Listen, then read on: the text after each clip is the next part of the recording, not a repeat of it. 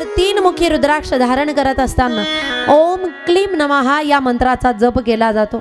हा 3 मुखी रुद्राक्ष साक्षात ब्रह्मा विष्णू आणि महेशजींचं स्वरूप आहे। तीनही देवांचं दर्शन केल्याचं पुण्य प्राप्त होतं जर 3 मुखी रुद्राक्षाचं दर्शन जरी घडलं। हा 3 मुखी रुद्राक्ष जो आहे या तीनही देवांचा आशीर्वाद प्राप्त करण्यासाठी, त्याचबरोबर भूत भविष्य आणि वर्तमानामध्ये होणारे पाप नाहीसे करण्यासाठी, त्याचबरोबर जर विद्यार्थी असेल तर विद्याभ्यास केल्यानंतर लक्षात राहण्यासाठी हा रुद्राक्ष अतिशय फलदायी सांगितलेला आहे। त्याचबरोबर जी पृथ्वी आप तेज वायू आकाश आहे या पंचमहाभूतांची शक्ती मनुष्याला प्राप्त होण्यासाठी सुद्धा 3 मुखी रुद्राक्ष धारण केला जातो। जर चुकून कुणाकडून पर नारी गमनाचं पाप झालेलं असेल तर या पापातून मुक्त होणे